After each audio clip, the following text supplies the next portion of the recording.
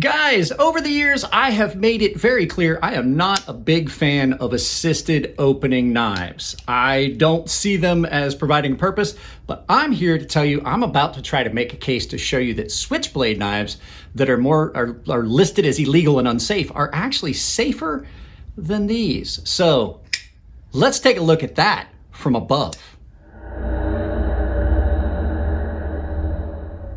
All right, guys, you saw the title. I'm going to tell you why I think that assisted opening knives are absolutely more dangerous than actual switchblades. Now, first of all, we have to kind of get into what's the difference between an assisted opening and a switchblade. So a little bit of how the legalities of it work. This is an assisted opening knife. You push on that and the knife comes out swings out under spring pressure. And it is called assisted opening because you're absolutely manipulating the blade to get it to do that act. In a switchblade, you have a button or a lever that is separate of the blade. So I can't do anything to this blade to make this work.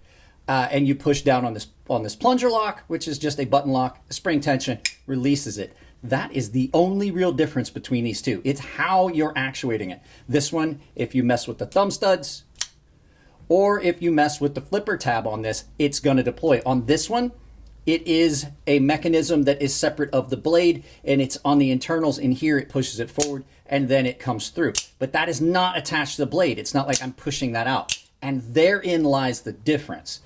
So why does that inherently make this knife a little more dangerous? Well, I'm going to show you why. So let me get this stuff out of the way and I'll show you what I'm talking about. This is not going to be a real long video. All right, so for this knife, which is an assisted opening, for all intensive purposes, this is just a liner lock.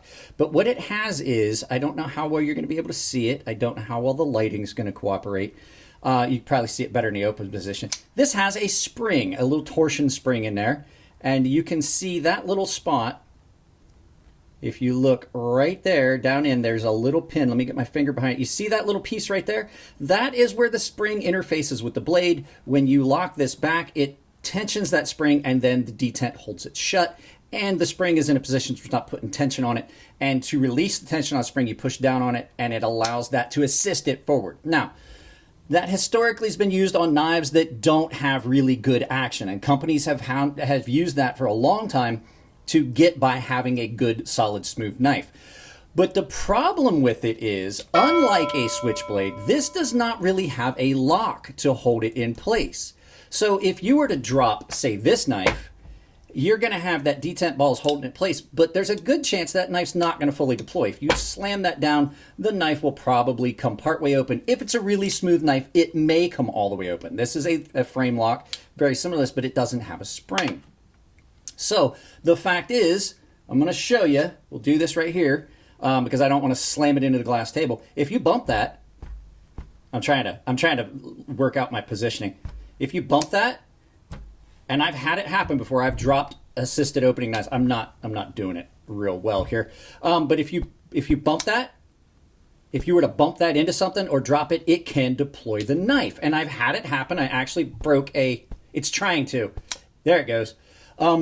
I actually broke the tip off an old ZT knife because I dropped it. It hit the flipper tab, and it was an assisted open. It was a Ken Onion Speed Safe, and it hit the table and flipped open. So you don't have an actual lock. When you look at how a switchblade works, you actually have a closed position lock as well as the open position. Like, that knife will not close.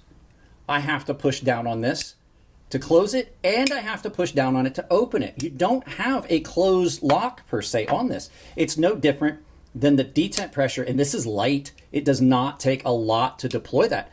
It's very light, the amount of pressure that you have to put on this. It does not take a lot to get that to go. So that means that you can have accidental deployments on a knife that they've deemed legal and safe versus the knife that is illegal and unsafe, which happens to be a little safer in my opinion.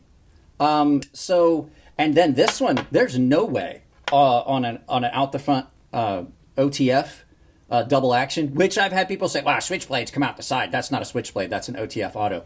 Got news for you, when you look at the legalities of it, still a switchblade.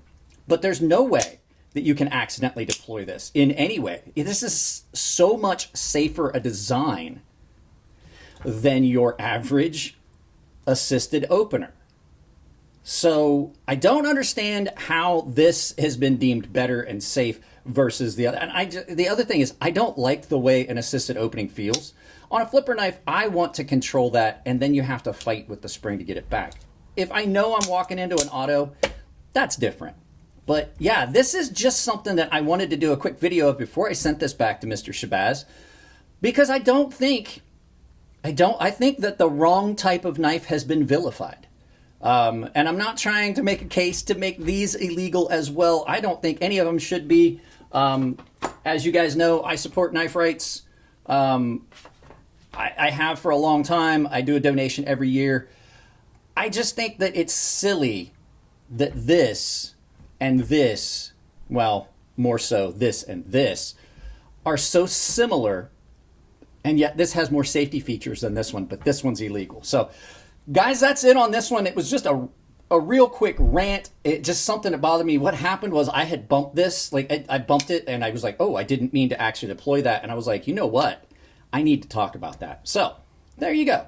Switchblades versus, assisted opening. I honestly think that they made the wrong one. I think the wrong one has been listed and vilified as dangerous. So let's turn this around, do some final thoughts, and send you out about your day. Yeah, guys, like I said in the video, it's not a long video. It's just something that I had on my mind, and I thought I would kick it out there before I sent this knife back to Nick Shabazz. The addition of a two-position lock, it has a lock open and a lock closed, in my opinion, makes that knife safer, makes a switchblade safer. Whether it be out the front or out the side, it still locks in two positions. It makes it safer than this. I didn't do a real good job demonstrating, but I didn't want to drop this knife on the table and have it hit the glass and then damage it. But yeah, you can absolutely inadvertently deploy this knife. You really can't do that with this one. So guys, that's all I got on this one. Just a real quick thing that I had bouncing around in my head, and I thought I would throw it out there for you. If you liked the video, give it a thumbs up. If you don't like it, give it a thumbs down, but please try to tell me why. I can't change the content if you don't tell me what you don't like. If you want to support the channel, it's as simple as like, share, subscribe, drop a comment, hit the bell icon. If you do hit the bell icon, make sure you set it to all and make sure you've got notifications turned on your device. If you want to support the channel, one of the best ways is the likes. It absolutely tells YouTube that you see value in the content and they push those videos up the algorithm. If you want to do it financially, there's a ton of affiliate links down below. The ones on Amazon hopefully will soon be replaced by my own storefront on Amazon, where I've just got recommended items. You can go there and you can just find the stuff, and I'll put up, I will highlight things that I recommend. Other affiliate, Coffee Brand Coffee and Dollstrong. Don't forget to check out Dollstrong if you're looking for good quality kitchen knives, and Coffee Brand Coffee has a 5% discount associated with my affiliate link. Other way you can do it, I have a membership that is tier-based. All the tiers have access to my Gilded server. Baseline and premium tier members are automatically entered into giveaways that I do on the Gilded server and sometimes on YouTube. And the premium tier members have access to a sharpening tutorial series here on YouTube behind that paywall. So guys, that's it on this one. I love you all. Keep it clean in the comment section. Not only does it make it easier to moderate the channel, it makes sure that your comments are seen by everyone to enjoy. If it's your birthday, happy birthday. I'll see you in the next video.